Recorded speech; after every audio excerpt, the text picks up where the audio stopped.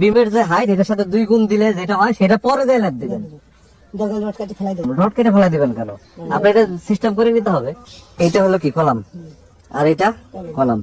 এই মাঝখান দিয়ে যে বিমটা গেছে, আপনার এই বিমের যে উপরের অংশ আছে, উপরের যে মিডল অংশ, এইটার যে লেন্থ আছে, এই লেন্থে যদি আপনি 3 ভাগ করেন, এই যে মাঝখানে যে ভাগ থাকে এইখানে আপনি ল্যাপ দেওয়া সম্ভব। কোথায়? বিমের উপরের দিকে। বিমের উপরের দিকে মাঝখানে আপনি ল্যাপ দিবেন। এটার একটা নিয়ম আছে 24D। ডি মানে কি? রডের যে ডায়া, উপরে রডের ডায়া কত আছে? 16 মিলি।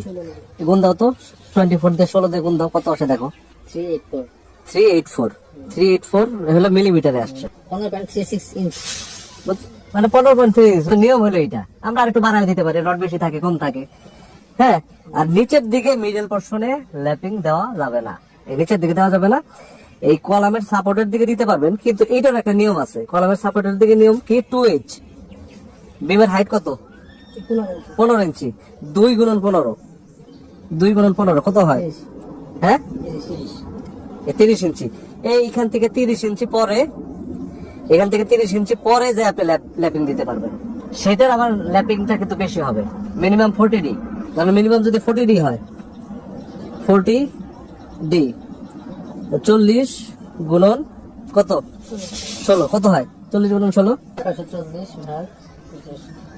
640। 640, হ্যাঁ, ফিটে আসে কত? হ্যাঁ, মানে হ্যাঁ, বুঝতে পারছেন? এটা হলো মিনিমাম। এটা কিন্তু আপনার 50D হইতে পারে, 60D হইতে পারে। এটা এটা হলো ডিজাইন ভেদে আলাদা আলাদা। এখানকার সূত্রটা কি ছিল? 2H।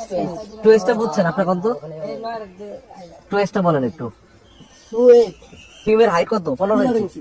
আর আপনার 2 দিয়ে 15 দিয়ে গুণ দেন, কত হয়? 2 দিয়ে 15 দিয়ে গুণ দিলে 30। 30। এই হলো 30 ইঞ্চি ব্যাপার। এই কলাম থেকে 30 ইঞ্চি পরে এনে ল্যাপ দিবেন, ঠিক আছে? কলামের দিকে। আর উপরের দিকে সিস্টেম কি? 24D। 24 গুণন 16 মিলি ডায়া, 384। ক্লিয়ার ভাই? সহজ হিসাব। বিমের টপ পোর্শনে মানে উপরের দিকে মাঝখানে আপনি ল্যাপ দিবেন। কলামের দিকে নিচের দিকে বিমের যে হাইট এটার সাথে 2 গুণ দিলে যেটা হয় সেটা পরে যায় ল্যাপ দিবেন।